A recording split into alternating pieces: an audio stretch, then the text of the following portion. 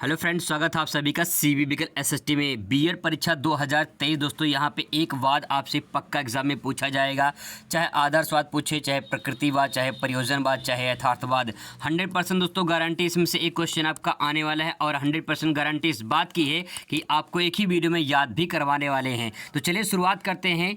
आदर्शवाद की पहली पॉइंट यहाँ पे देखिए। सबसे पहले समझने की कोशिश करते हैं। आदर्शवाद लिखा गया है, हर इंसान की ज़िंदगी में, हर कोई व्यक्ति की ज़िंदगी में एक आदर्श, कोई एक आइडल होता है। आप चाहे जिसे मानते हो, चाहे आप अपने माता पिता को मानते हो, चाहे किसी महापुरुष को मानते हो, कोई एक आपकी ज़िंदगी में आदर्श होता है, कोई एक आइडल होता है जिससे आप कुछ सीखते हो, समझते हो, उसके आचरण व्यवहार को ग्रहण करते हो। अब दोस्तों यहाँ पे थोड़ा डिटेल में और समझाते हैं तो आप यहाँ पे समझ सकते हैं कि आदर्शवाद क्या होता है, आदर्शवाद की विचारधाराएँ क्या है।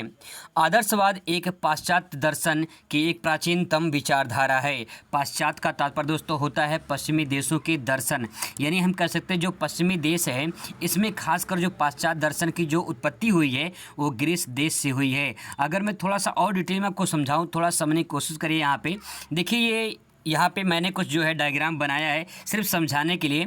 यहाँ पे देखिए भारत यहाँ पे है और ये दिशा होगी पूरब और ये पश्चिम हो गया, और यहाँ पे देखिए ग्रीस देश है और ये जो है यूरोप हो गया।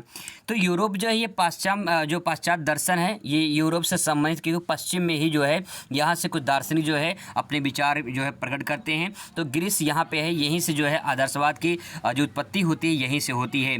दोस्तों ये तो बात होगी कि डायग्राम के माध्यम से आप समझ सकते हैं ताकि आपके दिमाग में एक इमेज फिट हो सके और आप आसानी से उसे प्रेजेंट कर पाएँ।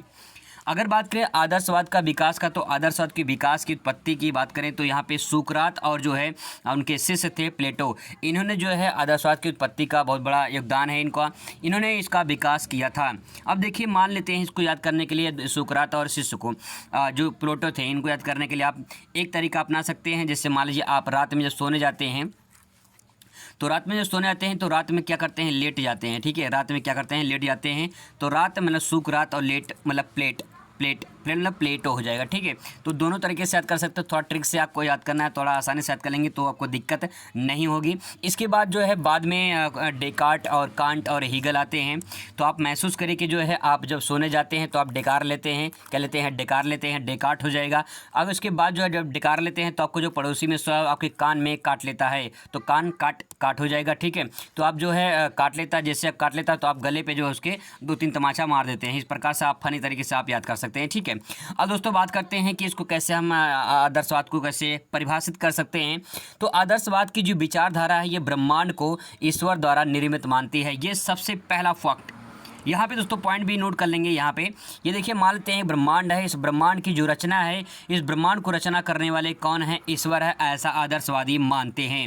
यही दोस्तों बात वही कही गई है। सबसे मेन फैक्ट जो पॉइंट है आदर्शवादी का, वो आदर्शवादी ये मानते हैं कि ब्रह्मांड की जो उत्पत्ति हुई है ये ईश्वर के द्वारा हुई है। तो इसमें जो है ईश्वर को मानते हैं, जो ब्रह्मांड है वो ईश्वर से निर्मित है, इसमें इस विचारधारा में कहा गया है। आगे इसमें कह सकते हैं कि ये भी मानते हैं कि वस्तु जगत की अपेक्षा आध्यात्मिक जगत ही सर्वश्रेष्ठ है। मतलब ये है दोस्तों कि डायग्राम के माध्यम से मैं थोड़ा सा डिफाइन कर दूं तो मान लेते हैं ये वस्तु जगत है। अगर वस्तु जगत की बात करें तो ये जो वस्तु जगत है ये आध्यात्मिक जगत पर निर्भर है और यही श्रेष्ठ है। यहाँ पे जो बात कही गई वो सिर्फ अध्यात्म को अपनाया गया है। अध्यात्म का तात्पर्य क्या होता है ये भी आपको आगे अच्छे से परिभाषित कर देते हैं। दोस्तों ईश्वर को अंतिम सत्य और आत्मा को ईश्वर का अंश मानते हैं। ये भी पॉइंट, तीसरा पॉइंट ये है कि ईश्वर को जो है अंतिम सत्य मानते हैं और आत्मा को ईश्वर का जो है अंश मानते हैं। यहाँ पे अगर हम बात करें, यहाँ पे थोड़ा सा मैं और अच्छे से डिफाइन करूँ यहाँ पे, तो जो ईश्वर है, ईश्वर को अगर पाना है तो अंतिम सत्य ही ईश्वर का पाना ही है, और इसके बाद जो आत्मा है वो आत्मा जो अंश है वो ईश्वर का ही अंश है आत्मा। तो यहाँ पे इस प्रकार से लोगों ने जो अपनी विचारधाराएँ प्रकट की हैं। सिंपल सी बात यही है कि जो है जो आदर्शवादी हैं वो कहीं न कहीं अध्यात्म में विश्वास करते हैं, ईश्वर को मानते हैं। आगे थोड़ा सा और स्पष्ट हो जाएगा आपको यहाँ पे आदर्शवाद में। आदर्शवाद के जो अंग्रेजी शब्द है आइडियलिज्म है, और आइडियलिज्म के वो अगर 2 शब्दों में डिवाइड किया जाए तो आइडिया प्लस हो जाएगा इज्म। तो आइडिया का मतलब विचार होता है और इज्म मतलब वाद होता है। तो यहाँ पे विचारवाद भी इसे कहा जाता है, और भी नामों से इसे जाना जाता है जैसे कि अध्यात्मवाद, विचारवाद, आदर्शवाद के नाम से भी इसे जाना जाता है। अगर मैं एक लाइन में अध्यात्म को परिभाषित करूँ तो अध्यात्म मतलब ये होता है ईश्वरीय आनंद की अनुभूति करने की मार्ग जो है वो अध्यात्म होता है। तो अगर आप ईश्वर का आनंद लेना चाहते हैं, उसकी अनुभूति लेना चाहते हैं, तो उसका जो मार्ग अपनाते हैं उसी को अध्यात्म कहते हैं। तो जो आदर्शवादी हैं वो आदर्शवादी ये मानते हैं कि जो कुछ भी इस दुनिया में ब्रह्मांड में जिसकी निर्माण हुआ है ब्रह्मांड का, वो ईश्वर के द्वारा ही हुआ है। इसका फैक्ट पॉइंट तो ये हो गया। अब दोस्तों बात करते हैं अगले पॉइंट पर। अगला पॉइंट है प्रकृतिवाद क्या होता है, नेचुरलिज्म क्या होता है। प्रकृतिवाद की बात करें तो प्रकृतिवाद भी पाश्चात्य दर्शन की प्राचीनतम विचारधारा में से एक मानी जाती है। पाश्चात्य दर्शन क्या होता है, जो भारत के पश्चिम में है, पश्चिम जैसे यूरोपीय देश से कुछ है, वहाँ पे कुछ दार्शनिक है जो उन्होंने अपने प्रकृतिवाद की विचारधाराएं प्रकट की हैं या प्रस्तुत की हैं। आगे देख लेते हैं। इसमें प्रकृतिवाद जो है वैज्ञानिक विचारधारा पर केंद्रित है। मतलब ये दोस्तों कि जो आदर्शवादी है वो ब्रह्मांड को, उत्पत्ति को मानता है कि ईश्वर के द्वारा हुआ है, लेकिन जो प्रकृतिवादी हैं वो मानते हैं कि जो है कहीं कहीं वैज्ञानिक इसमें जो है इनका अहम रोल होता है। तो प्रकृतिवाद जो है ये वैज्ञानिक को, विचारधारा को मानता है। आगे देखिए यहाँ पे प्रकृतिवाद को अगर स्पष्ट किया जाए, थोड़ा सा डायग्राम के माध्यम से समझने की कोशिश करते हैं इसको। जो प्रकृतिवाद है ये वैज्ञानिक विचारधारा है। पहला पॉइंट तो ये हो जाएगा। अगर वैज्ञानिक विचारधारा है तो इसमें देखिए ब्रह्मांड का जो उत्पत्ति है इसमें जो है माना जाता है कि जो भौतिक है, ठीक है, ये ब्रह्मांड में आस्था रखती है। ठीक है, जो वैज्ञानिक है ये वैज्ञानिक कहते हैं ब्रह्मांड में आस्था रखते हैं, इसमें कोई ईश्वरीय शक्ति नहीं है, ईश्वर के द्वारा निर्माण नहीं हुआ है, ऐसा जो है प्रकृतिवादी मानते हैं। प्रकृतिवादी कहते हैं कि जो भौतिक है ये ब्रह्मांड में आस्था रखती है, जो भौतिक है, जो फिजिकल है, वो भौतिक जो ब्रह्मांड को ही आस्था रखती है, उसमें ईश्वर की कोई शक्ति नहीं मानती है। ईश्वर जो है यहाँ पे देखा जाए तो प्रकृति सर्वशक्तिमान है, ईश्वर में इसमें कोई जो है इसको आगे नहीं लेकर आया गया है। यहाँ पे कह सकते हैं जो प्रकृतिवाद है, प्रकृतिवाद में अध्यात्म को कोई महत्व नहीं देता है। मतलब इसमें जो है मानते हैं कि जो है सब जो कुछ भी है वो वैज्ञानिक पद्धति पर है, और जो है जो कुछ भी है वो कहीं कहीं वैज्ञानिकों के द्वारा जो अनुमानित एक आंकड़े होते हैं वही सब कुछ है, इसमें प्रकृतिवाद को नहीं माना गया है। तो अध्यात्म को यहाँ पे जो है कोई स्थान नहीं दिया गया है। आगे 2-3 पॉइंट ले सकते हैं कि प्रकृति ही साधन है और साध्य भी है। प्रकृति जो कुछ भी है वही साधन है और वही साध्य भी है। प्रकृति आदि और अंत भी है, तो प्रकृति ही सब कुछ है, इसमें कोई ईश्वरीय शक्ति नहीं है, ऐसा मानते हैं प्रकृतिवादी। और यहाँ पे जो प्रकृतिवादी हैं इसका जो है समर्थन जो करने वाले हैं वो अरस्तु हैं, काम्टे हैं और डार्विन हैं, डेनमार्क है, ब्रेकन जो है, ये कुछ ऐसे वैज्ञानिक हैं जिन्होंने प्रकृतिवाद का समर्थन किया है। आगे देख लेते हैं प्रयोजनवाद क्या होता है। प्रयोजनवाद में अगर देखा जाए तो यहाँ पे देखिए 2-3 बातें हैं इसमें। यह एक अमेरिकी जीवन दर्शन है, जो ये थॉट है, जो विचार है, जो विचारधाराएं हैं, ये अमेरिकी जीवन दर्शन पर निर्भर है। जीवन और विचार का प्रतिनिधित्व करता है ये, ठीक है। मतलब कि अमेरिका का जो वहाँ पे जो भी उद्देश्य है या फिर जो वहाँ के लोग हैं ऐसा मानते हैं कि जो अमेरिका का जो जीवन है, उनके जो विचार हैं, उसका प्रतिनिधित्व करता है। तो अमेरिका के जो भी बातें हैं उसको प्रयोजनवाद में रखा गया है। आगे यहाँ पे थोड़ा सा स्पष्ट हो जाएगा कि जो सिद्धांत कार्य करते हैं वे सत्य होते हैं। मतलब ये कि जो भी विचारधाराएं, जो भी सिद्धांत कार्य करते हैं, काम करते हैं, लागू होते हैं, वही सत्य माना जाता है, कोई अलग से नहीं माना जाता है। मानव स्वयं अपने मूल्यों का निर्माण करता है। देखिए हर इंसान का एक मूल्य होता है, उसकी एक वैल्यू होती है, तो कहीं न कहीं अपना जो मूल्य होता है वो अपना निर्माण खुद ही करता है, स्वयं ही करता है। जिसकी जितनी क्षमता होती है, जिसकी जितनी बौद्धिक क्षमता, कार्यकुशलता होती है, उसी के आधार पे उसका मूल्य जो है निर्धारित होता है। प्रयोजनवाद एक जो है अरूप मानववाद भी कहा जाता है। मानववाद क्यों कहा जाता है? क्योंकि उसमें मानव को भी जो है सर्वश्रेष्ठ की संज्ञा दी गई है। प्रयोजनवाद अगर कुछ और समझे तो प्रयोजनवाद में आप यहाँ पे समझ सकते हैं कि प्रयोजनवादी वस्तुओं और क्रियाओं की व्याख्या करने के चक्कर में नहीं पड़ते हैं।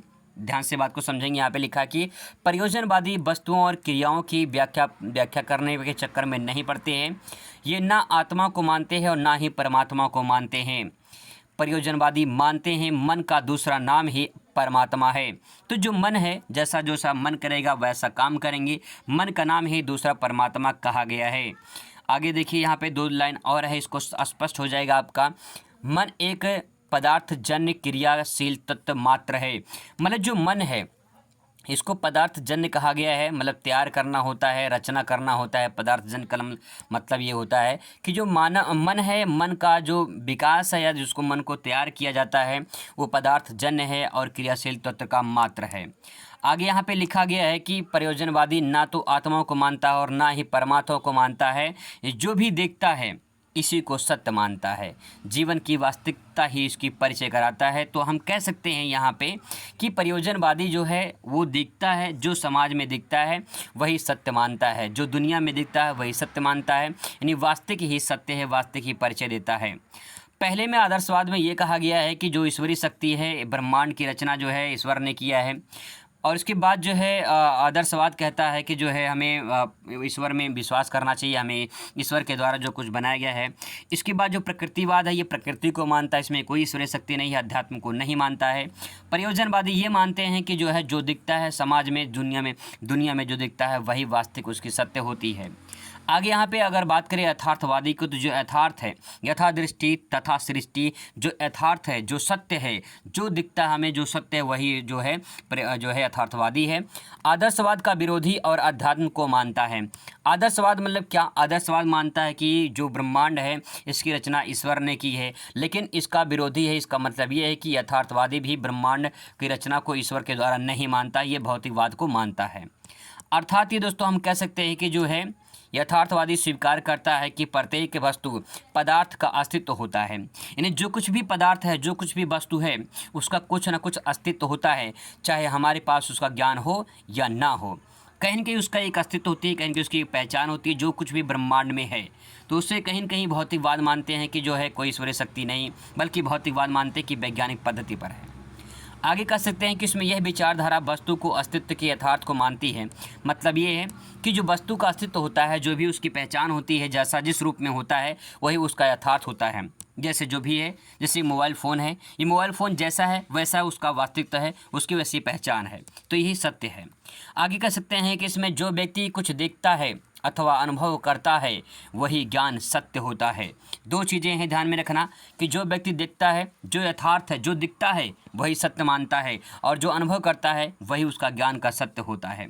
इसको रियलिज्म कहते हैं। रियलिज्म बात करें तो रियल मतलब वास्तविक होता है, इज्म मतलब वाद होता है, यानी जो को वास्तविक जो ज्ञान होता है उसी को कहते हैं रियलिज्म, यानी कहते हैं उसी को जो है यथार्थवादी। तो दोस्तों ये जो है कुछ 4 पॉइंट हैं या जो वाद से संबंधित हैं। एक वाद आपके एग्ज़ाम में पक्का पूछा जाएगा, बहुत शॉर्ट टर्म में मैंने बताने की कोशिश किया है। आई होप आपको थोड़ा समझ में आया होगा। डायग्राम के माध्यम से भी आप यहाँ पे समझ सकते हैं। मिलते हैं इस वीडियो में। Thanks for watching.